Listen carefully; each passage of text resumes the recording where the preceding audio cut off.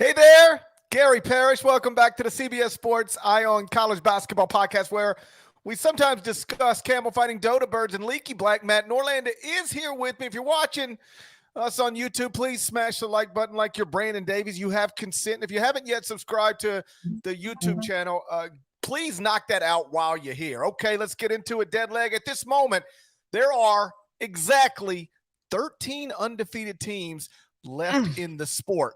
Consider this an episode opening trivia time. Without looking, without cheating, can you name all 13 still undefeated teams? I don't know if I can do that, but I can say right off the top, you are incorrect. What? There are 12. Somebody just lost? I saw Ken Palm about an hour ago. Southern Miss lost. So if Southern Miss is on the list, they are not. Okay, let's start this over. Delete everything. God, I had notes on Southern Miss and everything. Those sons of bitches. Yeah. All right, I'm done. 12. There are 12 undefeated teams left in the sport. Thanks a lot, Southern Miss. Can you name all 12? Okay. Let's go here. Purdue, Virginia, Houston, UConn, Auburn. That's 5, right? That's 5, right? Man. Okay. I'm trying to think who you'd have atop your rankings here. What There's obvious 2 ones more that are in the current AP Top 25. Oh, that's it. Only 2 more. Just 2 more. Yeah, the rest of them are outside. Side note, did UCLA, I know they're not, did UCLA beat Oregon? I was putting my kids to bed. Did they win that game? UCLA did beat Oregon. Okay, Mick Cronin continues to be on pace to really put it out of reach, that he's not only the greatest UCLA coach of all time, but he will remain that no matter who follows. Nice victory for the Bruins. 2 in the top 25. You've got, oh my not minute. Did I say Texas? You didn't, but that's one of them, obviously. Okay. Actually, come on, man. Well, Maryland's ranked, right? We're going to Maryland. Yeah, Maryland is ranked. Okay, so that is 7 of them. I know Houston, another one. Texas, UConn, Purdue, Virginia, Auburn, Maryland. The rest of these, there are 1, 2, 3, 4, 5 left. They're all outside of the AP poll right now, but I do believe at least one of them is going in the AP poll tomorrow. And I know which one it is. And the only reason why I know this one is because I did my power rankings. I was like, there's no way I can keep this team out. I know Mississippi State's one of them unless they've lost in the past 6 hours. Mississippi State is undefeated. Mississippi State should be in the AP poll tomorrow on Monday. More on them in a moment. You got 4 left. I mean, GP, if they're out, all mid-majors? No. One is an SEC school. Oh. One is Missouri with Dennis Gates remains undefeated. More on them later, perhaps. And the other 3 are what you would consider west of the Mississippi. And at least 2 of them have had, real basketball tradition. All right. 3 left. We're already down to 12. Man, tomorrow will mark 4 weeks, essentially, since the start of the season, and we only got 12 unbeatens left. 2 with real basketball tradition. Oh, well, first of all, as we record this, I remember that I mentioned this on the Friday podcast. Utah State was undefeated. So Utah State's one of them because they play later tonight against San Francisco. So as we record this, that's still true, right? That's right. Utah State is one of them. But that's not one of the other 2 that have basketball tradition, right? No, the other 2 have real basketball tradition. I mean, one has won a national championship. 2 west of the Mississippi. You ready for this? One of them has won a national championship. The other one is currently coached. Nope. One of them has won a national championship, and the other one is coached by the son of a person who has won a national championship. Wait a second. One's won a title, and one is coached by. I hope that if guess away in the chat because I'm not watching the chat in case anyone's giving away. All right, one has won a title, and the other one is. Say that again? Coached by a person whose father has won a national championship. They're both coached by sons of prominent college basketball coaches who also coached in the NBA. New Mexico? New Mexico is undefeated under Richard supposed to- Pitino, son of Rick Pitino. Oh, man. And the other one is coached. It's a program that has won a national title. It is coached by the son of a former college coach who also coached in the NBA, and his father coached at this school. I'm seeking. Hold on.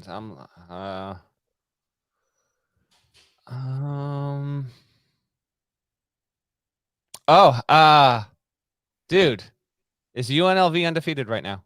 UNLV is 8-0 undefeated under Kevin Kruger, okay.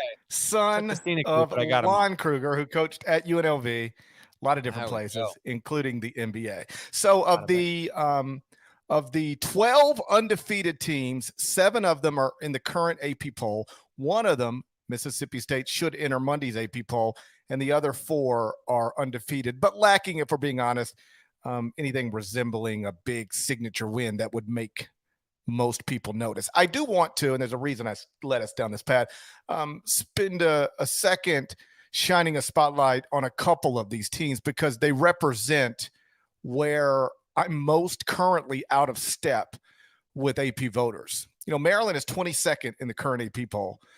The Terrapins are surely going to move up when this updates on Monday. Mississippi State currently unranked in the AP poll, though I do believe the Bulldogs are going to enter the AP poll on Monday. Would you believe, and I know you don't look at these, so the shock I'm anticipating should be fun.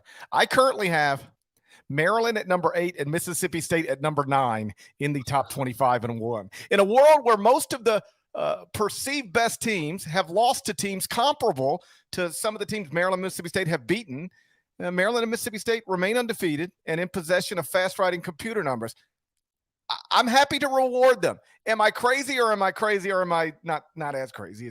That is quite Norlander power rankings of you, and I endorse that entirely because I can't promise, but I almost feel like if I get to, because I do those Wednesday night, they publish every Thursday, and what GP does with his daily rankings, I do a little bit differently with the power rankings. I try and reward more. GP tends to get more resume based, and I look at some of that, but I'm more how good have you been in recent weeks, like.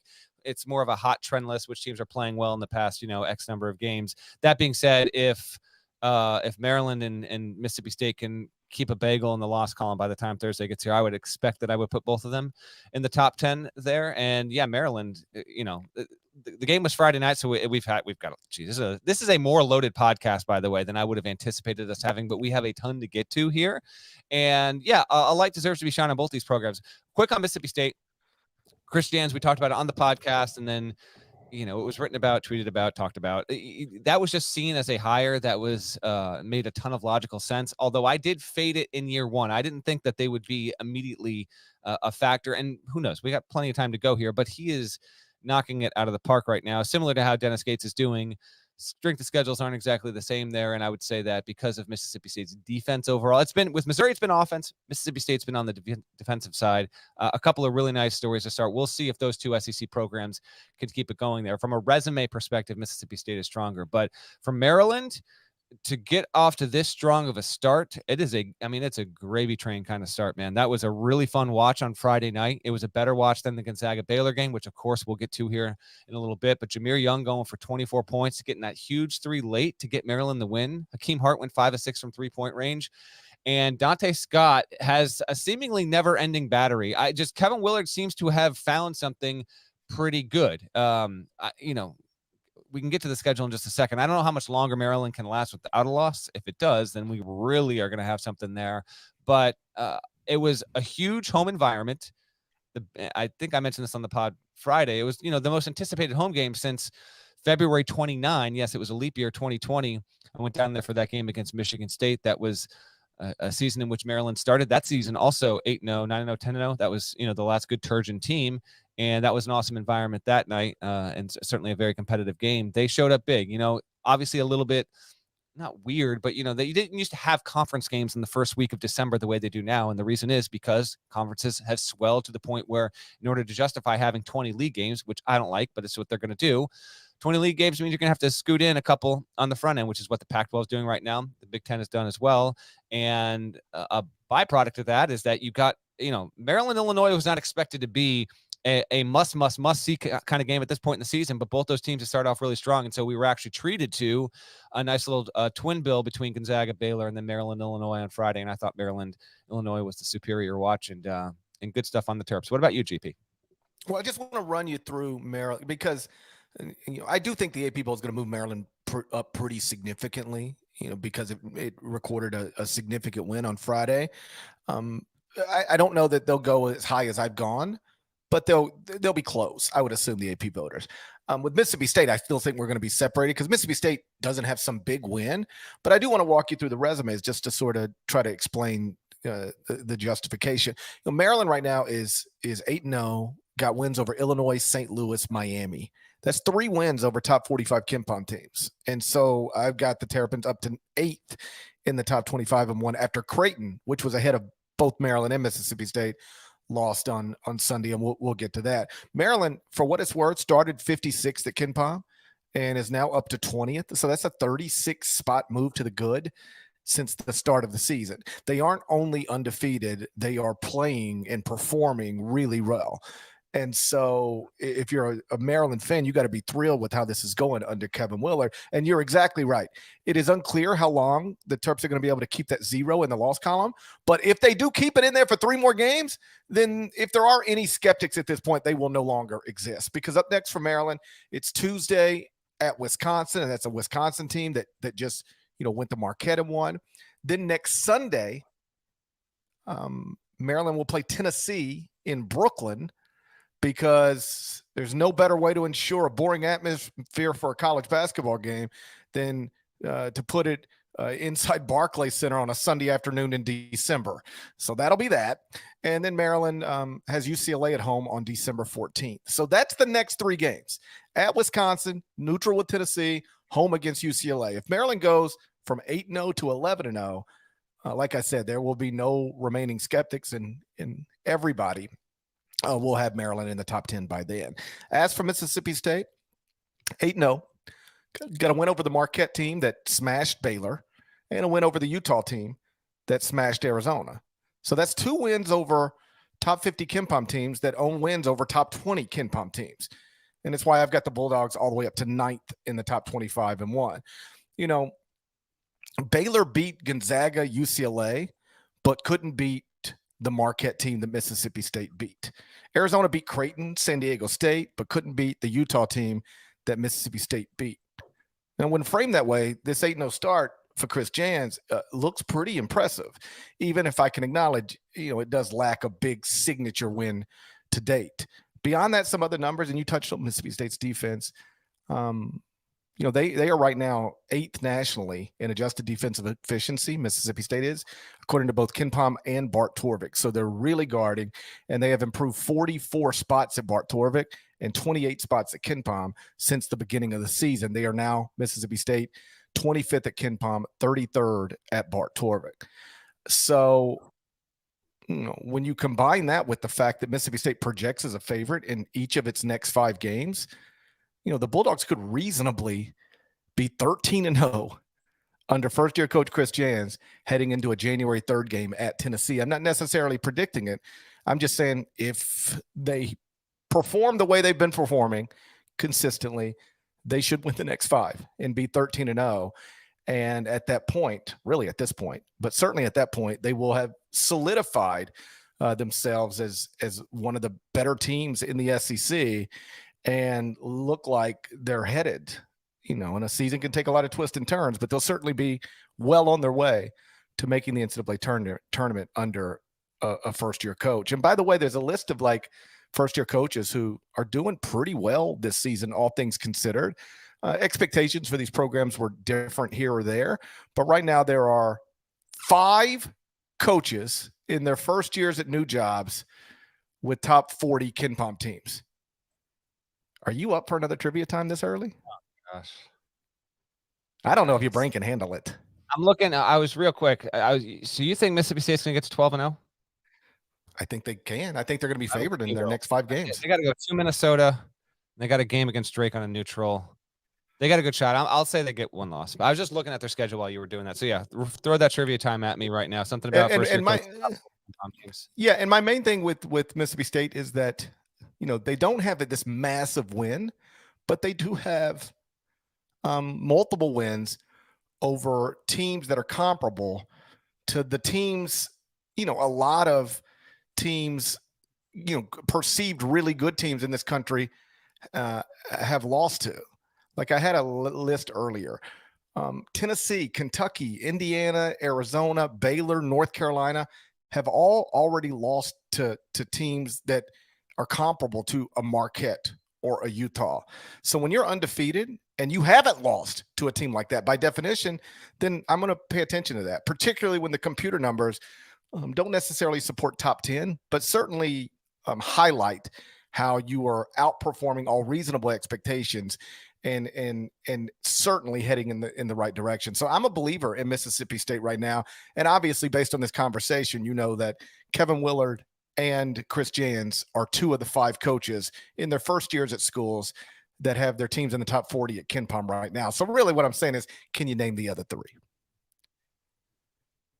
Sean Miller. Sean Miller is certainly one of them. Xavier is 31st at KenPom right now. Shire. John Shire. Duke is 18th at KenPom right now. There's only one more. And then we've already mentioned we've mentioned it already. Dennis Gates. I'm not going to drag it out. Dennis Gates at Missouri. Okay. Missouri's 30. I watched. Yeah, Missouri's It's not dragging out because I don't know if I would have gone that high. Although they were preseason top 40, so maybe I should have done that. But yeah. Yeah. So let me make sure it's still there, that they didn't drop out after this game. They did. They're improving to 9-0, dropped them from 39th to 47th. Dennis Gates is headed in the wrong direction, Missouri fans. 3 hours ago, they were in the top 40. And now look, barely in the top 50. That with it, and like if you're listening, you're wondering why. Yeah. I can't believe these people had to live through the Kim Anderson era and now this. Well, the reason that is they were projected to win by a certain amount, and then they fell well short of that, so they dropped in predictive efficiency. That's all. All right. So both my trivia times are flawed. Yeah, well, you know what? We're in midseason. Literally, we're in midseason form right now. Here's the thing with Missouri.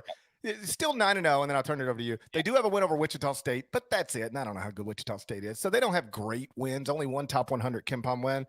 But boy, they got a big one on tap. Mizzou is hosting Kansas next Saturday in the border showdown, and KenPom projects this as a close game. It's got it right now as a final projected score of Kansas 80, Missouri 77. So that building is going to be lit, as they say, with the Jayhawks in town. And if Missouri is to win that one and improve to 10-0,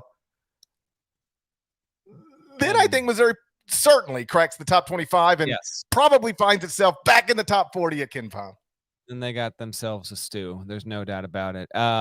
Illinois fans, we'll talk your matchup real quick at the end of the show, but I'm going to be there Tuesday night at the Garden to see them in person for the Jimmy V. Coleman Hawkins is an NBA player as far as I'm concerned, and Terrence Shannon Jr. has been, I think, even better than anticipated. That was a good run you gave Maryland. That's the only thing I got left. I got GP on that one. It was a really fun watch. Maryland came out with the win, and now, it's got at Wisconsin, Tennessee on the neutral of neutral. Actually, that might not be so neutral. Maryland fans will get up there. So they'll actually have a slight advantage, even though it is a neutral court. And then they will host UCLA the next Wednesday. So real quick before we move on, next 3 games, over under 1.5 wins for the Turtles. What are you saying, GP? That's at Wisconsin, Tennessee on a neutral, hosting UCLA, over under 1.5 victories for Maryland in its next 3 games for the undefeated as of now, Terrapins. That's tough. Like 1 and 2, it's not. I know. 1 and 2 is not bad in that stretch. I mean, there's like 2 the Colts are still teams, in that stretch with Tennessee and UCLA as of right now. Yeah, and the Kohl Center. And the Kohl Center. Like the Kohl Center is still the Kohl Center, you know? I'm not taking. Listen, we know our boss. Listen, it's not Pinnacle Bank. It's not Pinnacle Bank. Nobody calls the Kohl Center Pinnacle Bank. All right, I'm not trying to overstate it, but it is the Kohl Center. I'm going 1 and 2. I think 1 and 2 is. I think 1 and 2 is likely. I think 2 and 1 is obviously 3 and 0 is possible, but I'm doubtful. Any of these 0-3, 1-2, 2-1, 3-0. Everything's possible. 0-3 to 3-0, everything in between is possible. I think 1-2 is the most likely. Without looking at any computers, I would say 1-2 is the most likely scenario. If you're a Maryland fan and you could take 2-1 right now, and I could tell you that through 11 games you'd be 11-1, you'd take in a second. If I say I'm giving you 2-1 or you're chancing the schedule, you're taking 2-1 every time. And let's be honest, many a Maryland fan, we know you. We're familiar with you. On some level, many of you are like, yeah, you know what? If we go 1-2, like, I'll just take it because you've just been so beaten down. Like, oh, we get that, but there's a lot to be inspired with your team right now and what Willard's been able to do. But I think 1-2, and whatever. At that point, you'd be 9-2 through the meat of your non-con schedule. You would absolutely take that, and you'll still be in a really healthy spot heading into Christmas. So, as noted, there are 12 undefeated teams still remaining in Division I basketball. North Carolina ain't one of them. Gonzaga ain't one of them. Rough stuff for the Tar Heels and Zags, top two teams in the preseason AP poll. They both took another loss this weekend. We'll get to that next. But first, a word from our partners. Don't stop watching. Christian Pulisic. Outstanding from the American. All skill, all class, and all American at work across the pond. Pulisic finds the net. The UEFA Champions League. Stream Chelsea matches live February on Paramount Plus. I love the soccer promos. Yeah. Right in the middle. If you're an old schooler listening on the podcast, I don't know if you're getting the soccer promos, but they've actually become more relevant and timely as we've gone on with, although Pulisic and the United States are not out of it. But yes, the promos are, they're a good little visual break for the YouTubers. Yeah. You know, I was thinking about, because my whole life, and we'll get to basketball in a second, but my whole life we've been talking about, trying to become a soccer power in the United States. And we just, for whatever reason, haven't been able to do it. And as I was watching this weekend, it just sort of occurred to me that maybe the best way to do it is to kidnap Kylian Mbappe. Oh, okay. All right. So you're searching for an international crime now. You've Yes. graduated. You've elevated purely from why am I blanking here? What was it before? I was What what was it? What was it? I was an expert in. Yeah, Parrish it was you're like GP. You have gone from extortion to kidnapping. Yes. There we go. Yeah. I'm on a slippery slope here. One day I'm just trying to extort a basketball coach. The next day I'm trying to kidnap Kylian Mbappe. But boy, he's great. I wish he were American. Yeah. I spent all Saturday wishing Kylian Mbappe was an American. Yeah. How if you watch the World Cup enough, these guys are constantly where you think they should be able to score from, and then they just don't score. They don't even shoot. You watch that, you see that too. Like you're like, oh wow, he's probably about to score, and then he doesn't even shoot. And I'm sure he has his reasons, but like my point is this: Mbappe scores from those places where these other guys don't even try. He just scores from all these places, like all by himself. I think we got to get you on CBS. Yeah, we got to get you on our soccer pod. Clearly, this kind of analysis. What did they bring me on the soccer pod? And I'm like, listen, I admit up front, I don't watch this stuff as much as you guys do, but it seems like if we just had a Kylian Mbappe, we'd be all right. Seems like we're one Mbappe away. Exactly. All right, North Carolina Gonzaga. Let's get to it. Still thinking about Kylian Mbappe. Okay, you do that. Let me go into this here. North Carolina and Gonzaga both took losses this weekend. Gonzaga lost again Friday night, this time to Baylor. Shouts to Huck, shouts to Mackenzie Payton and Brody. North Carolina lost again Sunday afternoon, this time to Virginia Tech. Shouts to Bimbo Coles, shouts to Malcolm Delaney. So UNC's now 5-4.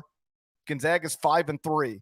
If my math is correct, Deadleg, that means the teams that were ranked first and second in the preseason AP poll are now a combined 10-7. Here's the question. Are you concerned about one of these teams, neither of these teams, or both of these teams?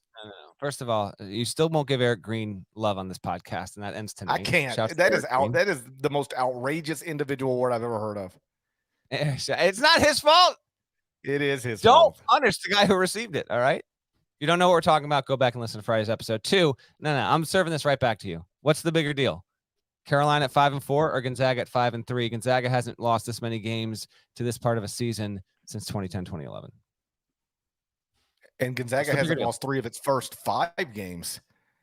Let me make sure I've got it right. 3 of its first 8. Gonzaga hasn't lost. Yeah. I believe it What do you was the 2002-2003 season is the last time Gonzaga lost 3 of its first 8 games. And No. for what it's worth, No, it You was say that's not 2010, true? 2011. Yeah, 2010, 2011. come on, man. If I'm wrong about this one, I'm just going to get out You're of here. And bad right now. we're gonna text 2010, Kyle Boone. 2011. We're gonna 2010, just text 2011. Kyle Gonzaga Boone. started 4-5. Okay, It was that's yeah. It was 2010, 4-3. 2011. Gonzaga. God damn it. Bad. You're bad. Maybe drinking and prepping at the same time ain't the best idea, you know? You lost right now. What's the bigger deal? Gonzaga start or Carolina start? I'm just really disappointed in my trivia time execution today. I feel a little bit like Kentucky on offense. Like I don't know. We're getting there too. Hopefully me and Kentucky both going to get better going forward, you know?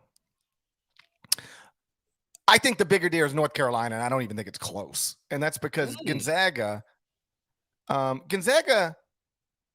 like 6 of Gonzaga's first 8 games have been against top 35 KenPom teams. Beat Kentucky, Xavier, Michigan State. That's the teams ranked 5th, 31st, 36th at KenPom. As far as I know, maybe not. I don't know. The losses are to Texas, Purdue, Baylor. Those are the teams ranked 2nd, 5th, and 6th in the most recent AP poll as of Sunday night. So, sure, Gonzaga is off to a disappointing 5-3 start. That is true, and that is one way to look Your at it. preseason Another way to number look one at it. team, you had Gonzaga higher than North Carolina. That's why I'm asking you this I did. question. I did, and I still do, have Gonzaga higher than North Carolina. So validated. But like, how about this? Here's another way to describe the Zags season so far. They got 3 quality wins, 0 embarrassing losses through their first 8 games, which is still better than something like 98 or 99% of the teams in the sport. So I'm not too concerned about Gonzaga. I think here's the truth about Gonzaga. Probably not as good as they've been. Probably not as good as some of us assumed they'd be, but still is a good, legitimate, like top 20 college basketball team. I'm not sure that's true about North Carolina right now. Well, I told you shouldn't have had North Carolina ranked, and now obviously you won't. But they shouldn't have been ranked a few days ago because they hadn't proved it. Now, let's talk Carolina. I got a note on Gonzaga, but we'll loop back. We'll wrap that with Baylor. So, Bacot, obviously, Armando Bacot did not play. Right shoulder contusion happened in the Indiana game. He wasn't on. Also, why I wanted to ask you this because Carolina was on at full strength. Now, if he's on the floor, does Carolina win? Actually, maybe. Justin Mutz went off in this game. He's the sort of sleeper for ACC tournament first team come March. He had 27 points on Sunday, showed a variety of moves, and acting as sort of like the wind in Virginia Tech sails in this game, GP. Like, no Bacot on the floor is part of why he thrived, undeniably. Have to believe if Armando Bacot is healthy and playing on Sunday for Carolina, Justin Mutz isn't going for 27. If he's not doing that, VT might still win, but Carolina would have had a better shot there. So you didn't have Bacot. And then they also announced, by the way, DeMarco Dunn, not a major factor on this team, but he's got a broken bone in his right hand. He's going to be out for several weeks. So they just don't have another player. They're already dealing kind of with depth issues. I did think it was asking a lot for UNC to go into Virginia Tech in this spot and get a win. This is a Virginia Tech that also bumped Carolina out of the ACC tournament last March. I was there in Brooklyn when that happened. I actually thought UNC had a good second half for the most of it without Bacot, like B+, A- kind of effort overall. They sliced into an 18-point deficit and made the game close in the final few minutes. But you could also say that if you're an elite team, you shouldn't be finding yourself down by 18. I get that as well. Nance Love and RJ Davis each had 18 apiece. Leaky Black, he's got to do better than scoring 2 points. He'd admit that if he was on the pod right now. He's just got to be better. And UNC's terrible from 3, man. UNC was 3 of 17 from 3-point range. It's now shooting 29% from beyond the arc through 9 games. Last season, Carolina finished 35.8% from 3-point range. A lot of coaches will tell you that's about that 35% mark. That's what you're hoping to be from deep. Like it's if you can be better than that, obviously, but like you don't want to be too much worse. Just short of that is manageable. Sub 30% can be extremely detrimental, and it's one of many issues with North Carolina right now. It's at 29.2% from 3-point range. Caleb Love has taken 61 3-pointers and made only 16 of them. His 26.2% 3-point accuracy mark is identical to RJ Davis, who's now 11 for 42 2 from 3-point range. So, yeah, man, like Carolina, it's a problem right now. I asked this on Twitter. I still don't have an answer. I don't know. It's, maybe a research department's looking this up and we'll know it. Or if you know it, like they were the preseason number 1 team. They're going to be unranked in the 5th week of the regular season. So I don't know if that's ever happened before. Has a preseason number 1 performed so poorly that by the 5th AP top 25 poll, so there's a preseason poll, that's the first poll. And then the first 4 weeks of the season are weeks 2, 3, 4, and 5. So by the 5th poll, have we ever had a preseason number 1 team fall out? I do not know. What I do know is this. There has not been, and I'm not going there yet, but I'm just at least bringing this up because I did look it up. Since the field expanded, Parrish, in 85, every preseason number 1 team has made the tournament. Everyone has made the tournament there. 74-75 NC State went 22-6 and didn't make it in a 32-team field. A little bit of a different era there, obviously. I still think Carolina's going to be in the tournament, but you start 5-4, you play the way you're playing. Certainly UNC fans are going to start wondering, like, can we get this done? You're going to have more opportunities, although in the ACC, it's going to kind of be like last season. Like, you'll have some. It's not going to be a top 3 league in the country. So I agree with you. Carolina's the bigger deal right now. It's the bigger story coming out of the weekend, even if we're not that surprised. And like Carolina was not necessarily expected to win the game. Gonzaga was expected, but to me, UNC's the bigger deal.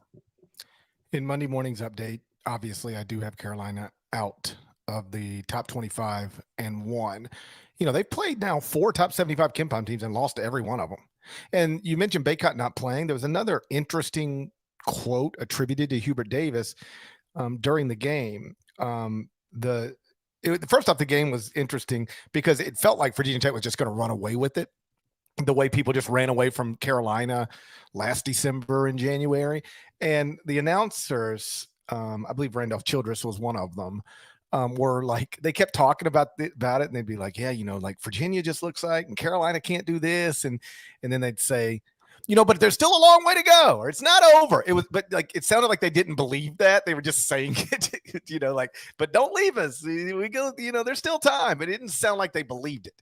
And I don't know that I believed it either. But Carolina did come back and make it competitive. And so that is some fight, if you're looking for some good. That is some fight that they showed on Sunday that they didn't show in December and January of last year in certain moments.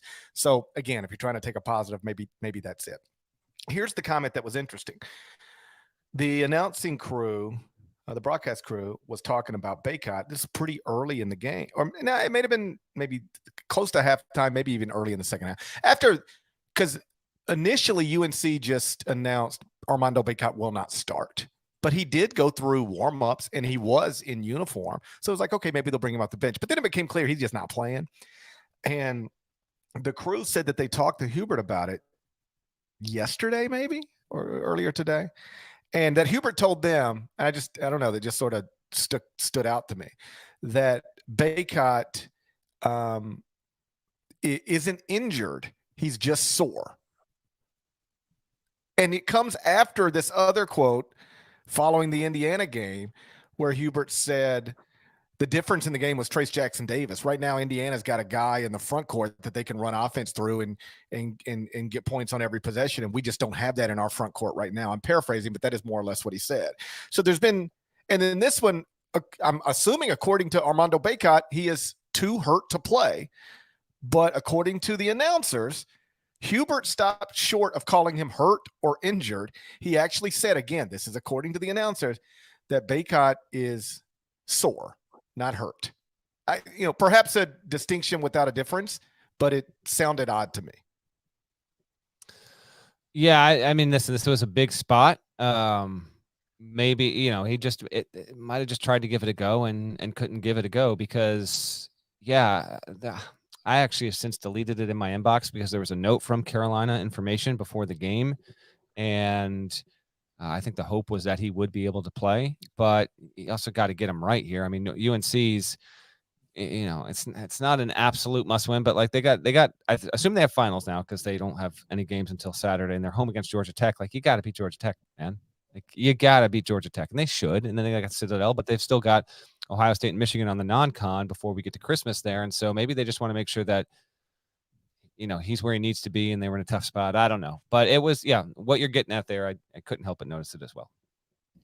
So we've talked about Maryland, about Gonzaga, about North Carolina, about, their notable results from this weekend. Elsewhere in the sport, there was some other notable results. Kentucky got its first meaningful win of the season in London over Michigan. Indiana lost at Rutgers. Creighton lost to Nebraska at home. Marquette lost to Wisconsin at home. Louisville dropped to 0-8, got blown out again. Cal dropped to 0-9. Deadleg, walk us through what we need to know in addition to the things we've already discussed. The only thing I had here in my notes that we didn't get on the first start of it was I do want to note that in 2 games against Baylor, Drew Timmy's averages are 10.5 points, 5.0 rebounds, 2.0 assists, 2.0 blocks, 2.5 turnovers, and 4.5 fouls. So Baylor sold out to keep Timmy in check, and it wound up paying off. I thought both those teams would crack 80. Neither cracked 65. Obviously a good win for Baylor.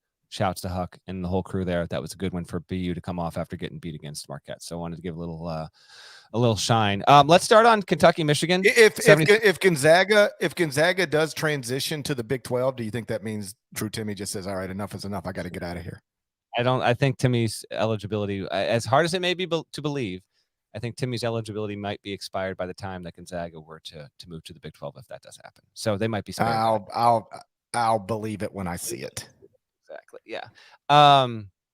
I got to start with this and Hunter Dickinson and this dude making predictions because he's got to stop. He's got to stop. I noticed this too. He's got to shut up. If you're watching on YouTube, not have just brought it up. This is from 2021. He's calling out Lance Ware, who's on Kentucky.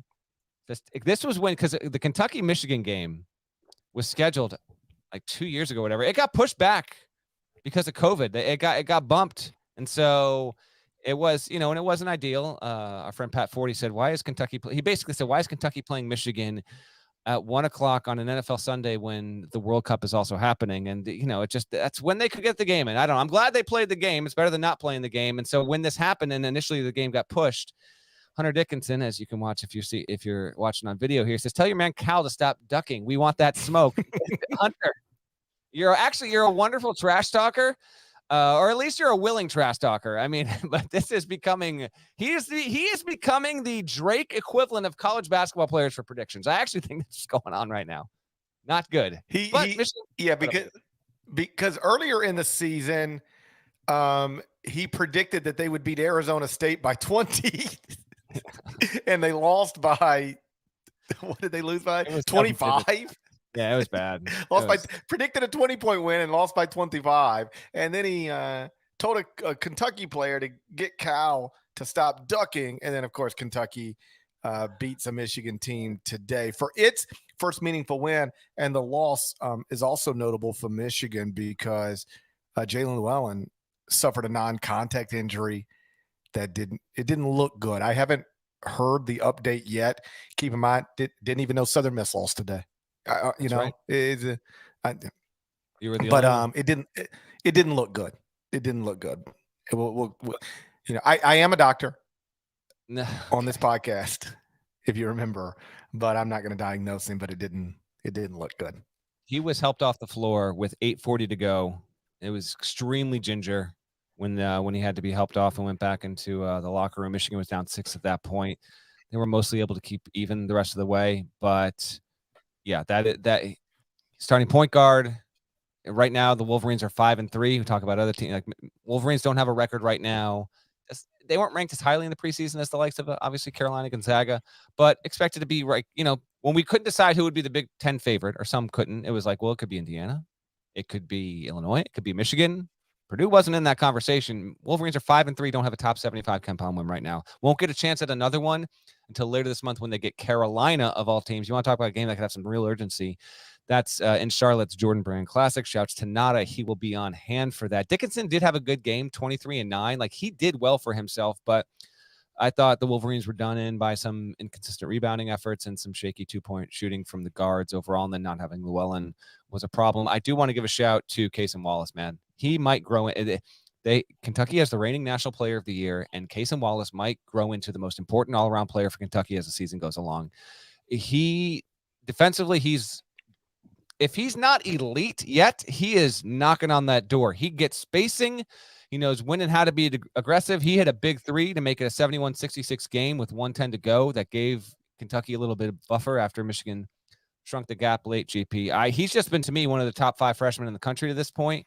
And on Sunday, he had 14 points, was 4-4 from 3-point range, had 8 boards, 5 assists. A little inconsistent from the foul line, but it paired well with the fact that Sheboy went for 13 and 14. Maybe that will ultimately, we got to get a little bit more with Kentucky to know. And I want to get your quick thoughts on this before I move around the whip around here. But I'm almost thinking like this, if Kentucky is going to, because this, as you noted, first notable win of the season for UK.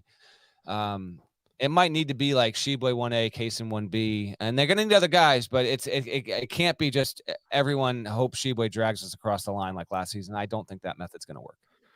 No, if you talk to the recruiting analysts, the guys who saw Kaysen Wallace a lot more than we did on the grassroots circuits, one of the things they would tell you was going to translate quickly, which isn't always true for freshmen or NBA rookies, is that he's going to be able to guard his position well.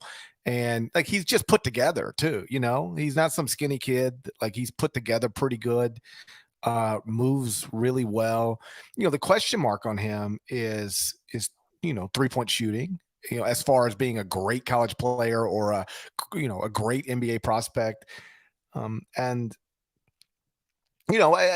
still a work in progress, clearly, but he did knock down a big 3 for Kentucky late with like 68 seconds to go. It was a 2-point game. And so he misses this. Michigan rebounds. They're coming the other way with a chance to tie or take the lead. He made it. So that 2-point game becomes a 5-point game, and Kentucky pretty much controlled it from there. So, Kentucky still doesn't have the big wins that some other teams in this country already have. But that was obviously, I always think of things like this, like games like this, of what's the best thing about it. And I think the best thing about it for Kentucky isn't that it added a win. It's that it avoided another loss to and this time a loss to an unranked team. They didn't need to lose another game, given that fan base and the pressure and criticism John has dealt with over the past couple of years. They needed to win this game. It was a big game for them. I think bigger for them probably than it is for Michigan. And they handled business when they needed to. Good job. You mentioned the Creighton, Nebraska. If you're watching on YouTube, shouts to Mo, Buffalo's finest. Nebraska. I hope this. I did not sound check this. You better be able to hear the start. Super thick chunks of broken life and reality. Shouts to Nebraska. Did you hear that, GP? I did hear that. You were, let the record show, credit where credit's due. You're much better at prepping your music than I am my trivia times, at least today. Let's get 4 more bars of that. This is Nebraska by the band Mo. At the dinner table, come to me. That's a great tune. Tin Cans and Car Tires, 2003. Good jam band record. Nebraska gets the win. Let's give a little love to Nebraska before we touch on Creighton. Nebraska has now won, and these are the small steps, but they mean a ton.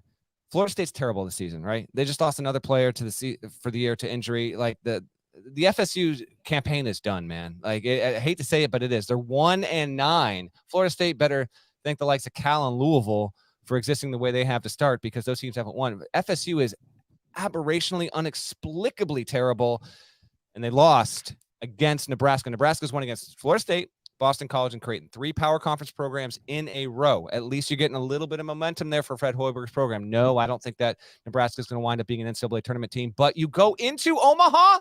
No, I do not have Omaha by Counting Crows ready to go, although also a very good tune do it.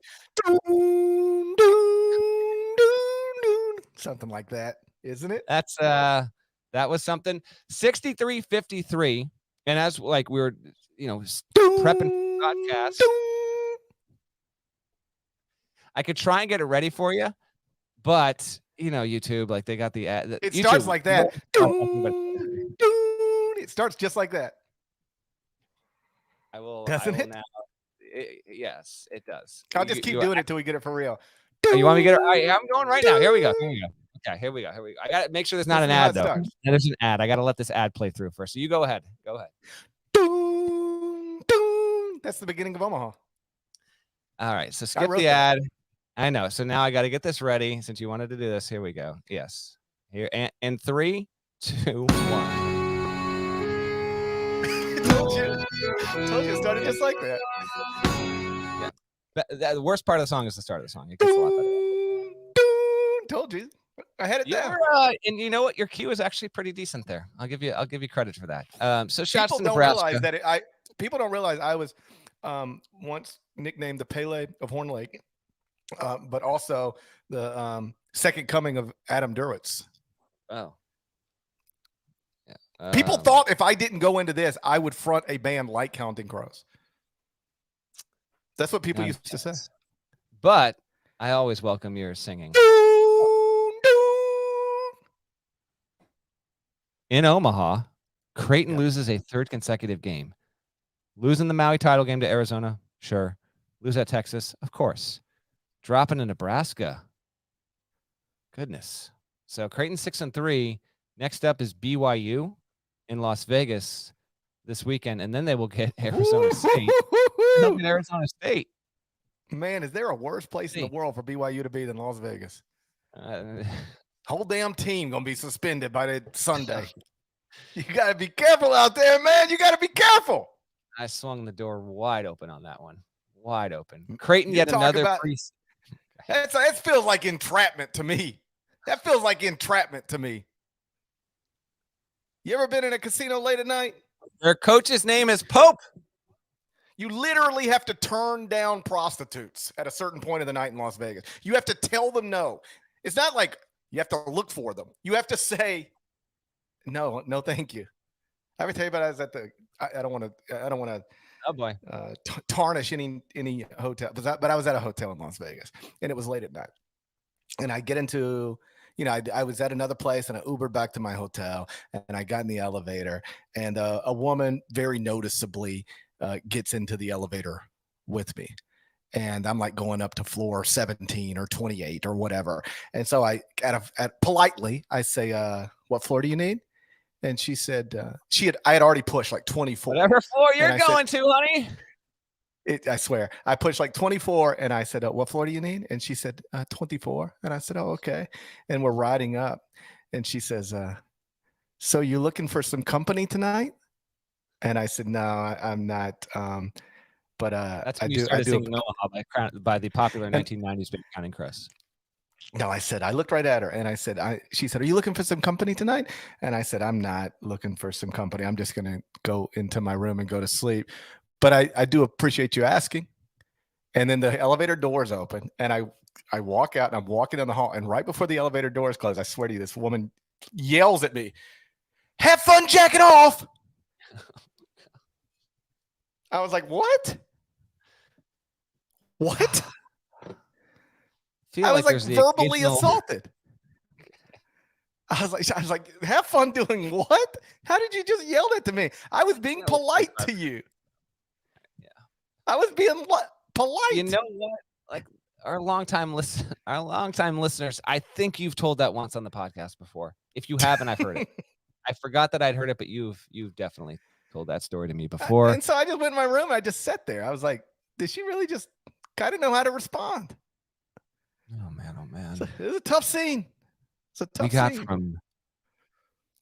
We really did. We made the turn from Nebraska basketball to that. Anyway, all right. I'll be quick on this. Creighton has lost 3 in a row, dropped 63-53 at home to Nebraska. Yet another preseason top 10-ish level kind of team that is getting off to a rocky start overall from a records perspective. We'll see. We got a few more days of interesting games here before finals really take hold, and we won't have too much stuff, but we can kind of come up for air and maybe resurface this topic on a pod in the next 1, 2, or 3 episodes. Because there is, if you really look at what the top 10 is now versus what it was in the preseason, there's, no shortage of surprises. Okay. Quick whip around here. I'm going to go through this and you give me any reaction. Here we go. Without it dealing with prostitutes. Okay, yes. I'll do my best to stay on topic. Rutgers got a top 10 home win in December for a second straight year. 2021 dramatic topple of Purdue on Saturday. No doubt about it. Takedown of Indiana. Hoosiers managed only 30% shooting and were ineffective down low. Indiana did get 21 from Miller Kopp, but that was the only bright spot. Did you know before I texted you this today that Rutgers is 7-1 in its past 8 games against Indiana? 7-1. I know Indiana fans love to point a lot of stuff out to me, but they've never pointed that out. Rutgers, Indiana. It ain't a fair fight, my man. They've won 5 in a row, by the way, has Rutgers. So good on Rutgers. Shouts to Jersey Mike's Arena. And this is rough for us because like Indiana's got a significant fan base and the internet's out rest of the weekend. And so, we lose viewers when this happens to Indiana. So nobody's rooting for this. It's not good for the pod. Good for Rutgers that you really shut them down big time. That was a nice win, buried amidst obviously a busy Saturday with World Cup and college football. Not sure what's the better bit of news for Villanova. They were sorely in need of all the good news they could get. What's better, that they got Cam Whitmore finally making his debut, or the fact that they found some resolve and managed to hold off Oklahoma in a 70-66 home win Saturday on CBS. Whitmore logged 7 points and 3 boards in 20 minutes. Caleb Daniels had a team high 22, and he had a 3-pointer with about 58 seconds to go that helped swing the result to Villanova. It was actually a pretty damn good game. Villanova is now 3-5, as a reminder, 3-5. Has Penn at home Wednesday. That game will mark Jay Wright's CBS Sports debut on a call. He'll be on the color call for CBS Sports Network. Before I go to the next game, are you going to be in studio? When I was typing that out, are you going to be in studio this week, or are you at home? No, I will be in studio Wednesday night. So Jay will be in the building for the Villanova game that's on our air. And when they go to halftime, you'll see my pretty face. There we go. Looking forward to it. Elsewhere, real quick, top-ranked Houston will remain just a reminder, that's the number 1 team in the country, will remain number 1 in AP's top 25. Houston got a tug from St. Mary's in front of like 350 people in Fort Worth late on Saturday night, but they won 53-48. Cougars are allowing only 48 points per game right now. Marcus Sasser had his shoulder pop out near the end of the game. I did see Seth Davis right before we started podcasting. Said he texted with someone in Houston. Said that Sasser's actually expected to go against North Florida. After the game, Sampson said the shoulder thing won't have any long-term effects. I thought he'd sit out for North Florida because Alabama has a huge home tilt Houston has a huge home tilt against Alabama. That should be a top 10 matchup after the rankings regenerate on Monday. Bama should jump into the top 10. Houston will stay at number 1. That's a big one. We'll have to know if St. John's is for real, or at least wait a couple more weeks for it. Johnny's have a bad non-con slate. Lost their first shot against a legitimate top 50 foe, losing, in casual fashion against Iowa State. So we'll wait on that, Johnny's. I know fans are waiting to see if they're really good. I don't know. We'll see, but I want to know that. And then 2 more. Xavier won against West Virginia, ended the game on a 14-4 run. Sule Boom, former UTEPer, might end up as a top 15 transfer guy this season. Had 23 points, 7 assists. Jack Nungy, 17 and 14 there. That was an important victory for Xavier, who needed another win over a high major non-con foe. Xavier 6-3, West Virginia 6-2. Neither team will be ranked in Monday's AP refresh. And by the way, Zach Edey, 31 points, 22 rebounds in the Big Ten opener for Purdue against Minnesota. Still very much the National Player of the Year frontrunner 1 month into the season. Zach Edey, I saw a tweet from Bart Torvik earlier where he said he manually decreased. Did you see this? He said he manually decreased in the preseason Zach Edey's minutes per game projection because it was spitting out numbers that were just seemed too excessive. And he was like, I made a mistake. I should have just left it alone. Like, I guess the, what he was saying is that when he ran the numbers normally, it spit out some ridiculous Zach Edey stuff that he was like, this can't be right. And it's looking more right than what he actually produced when he manually adjusted. Like, Edey has been a monster this season.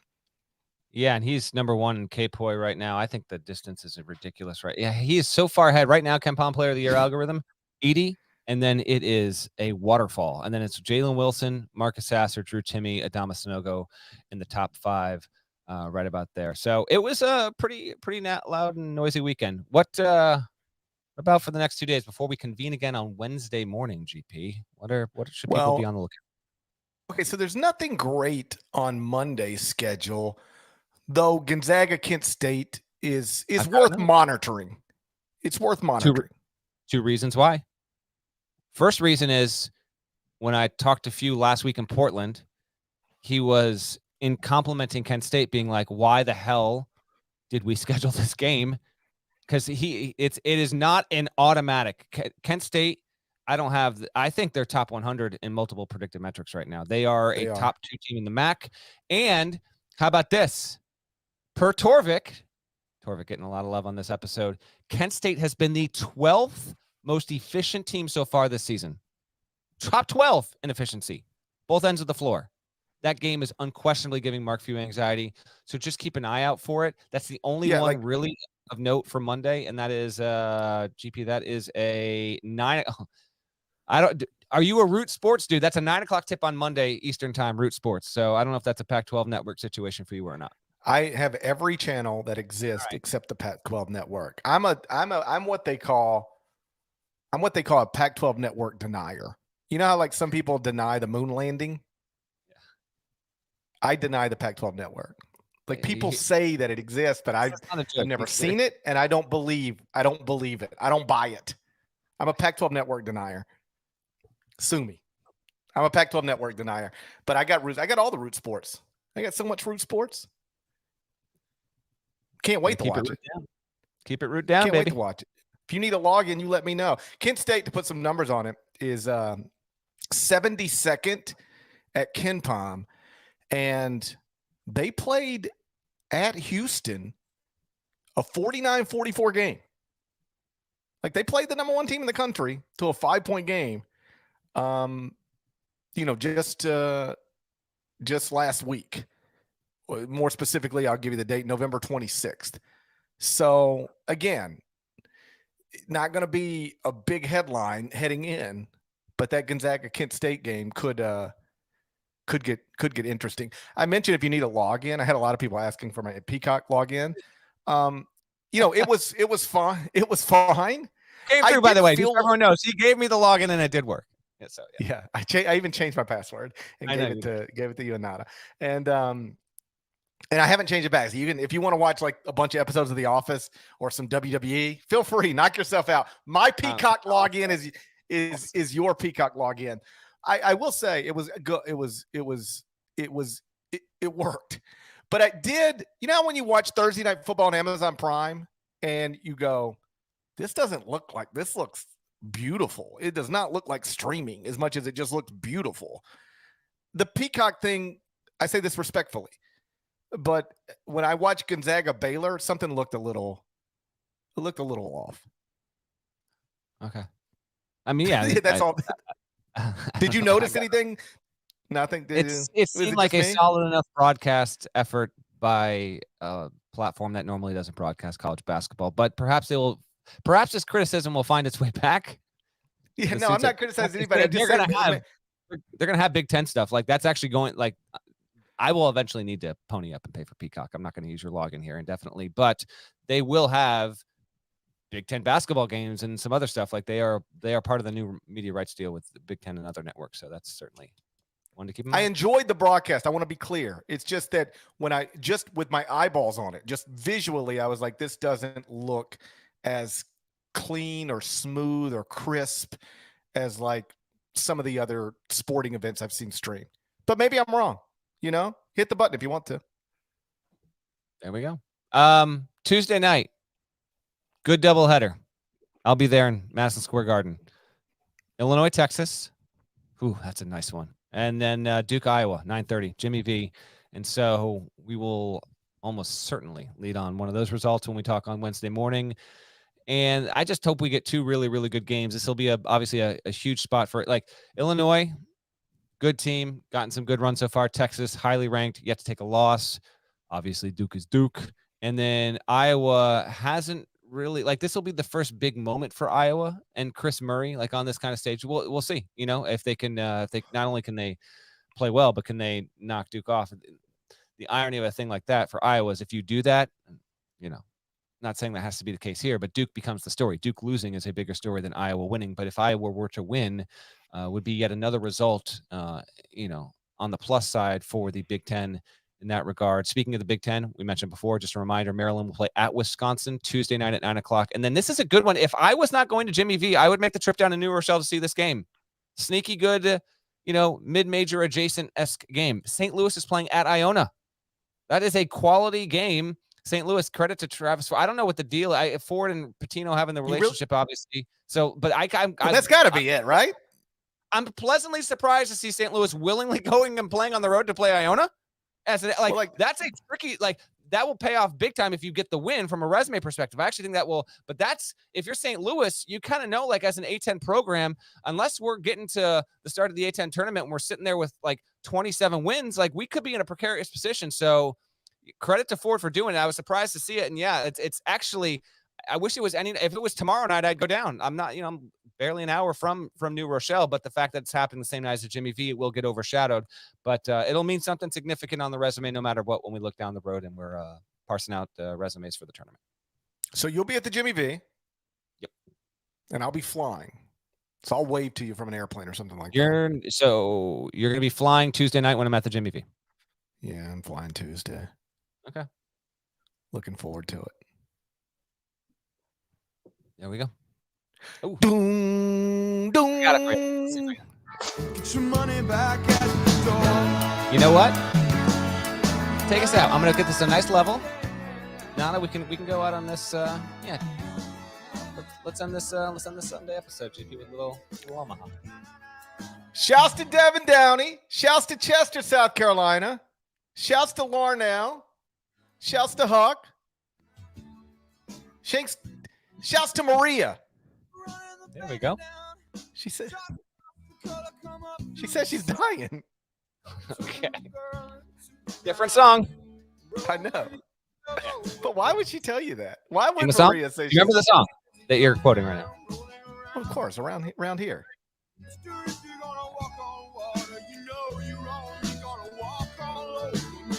Shouts to Sullivan Street. There we go. Shouts to Holiday taking a holiday in Spain. Shouts to Hard Candy, underrated album from Counting Crows. Release year 2010. I like Hard Candy. It's the same old Hard Candy. Shouts to... What did we just sit here for another 30 minutes shouting out random Counting Crows stuff? Well, we got about another 20 seconds, so you better get outside on it. Thank you for listening to the Eye on College Basketball Podcast. If you're not subscribed, please go subscribe anywhere you subscribe to podcasts, including Apple Podcasts and Spotify. You can listen to the how amazing is like Apple and Spotify these days. You can listen to the Eye on College Basketball Podcast or August and Everything After. Whatever you want to do, it's all there. Everything's right there. So go do that. Leave a nice review, 5 stars, type some words. There's more of us than there are of them. That's a fact. We're going to talk to you again on Wednesday. Till then, take care. Bye-bye. Bye-bye.